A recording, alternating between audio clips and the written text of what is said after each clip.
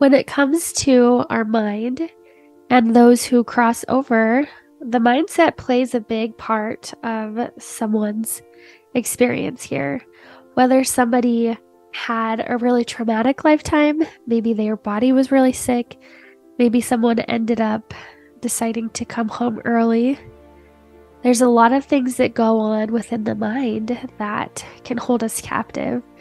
So having that been said, I wanted to talk a little bit about the Rainbow Bridge. So a big question that I get asked is what happens to a soul when it crosses over? Now, of course, this is going to be different for everybody depending upon their beliefs, what they grew up believing, if they believed in anything or not. It feels like there's always a different kind of transition for people depending upon where they were at or what they believed or how they crossed over at the same time. However, there is a common thread of having people there to welcome them back home into the spirit realm.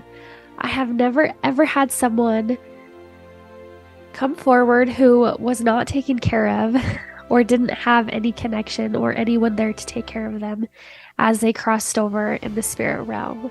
Most of the time, people will address some aspect of having to cross over and to review their life sketch.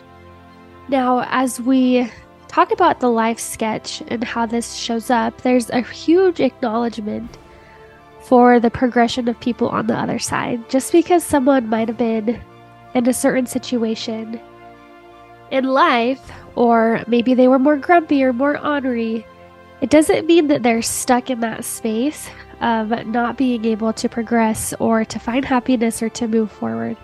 That's a huge misconception that we have.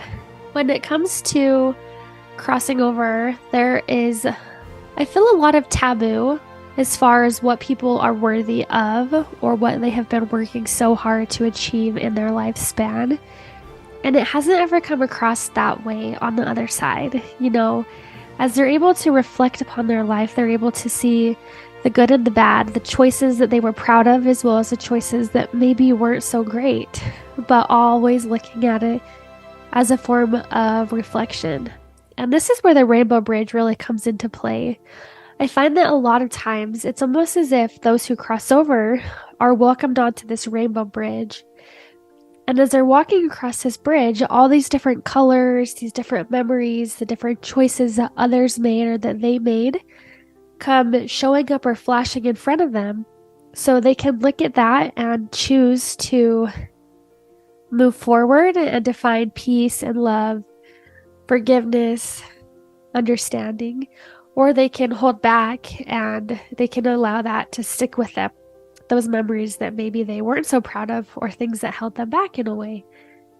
And so this Rainbow Bridge is just an aspect of someone being able to honor their life sketch and to look at it and to see what worked and what didn't work, so that they can really take on the brightest lessons that their soul came here to accomplish.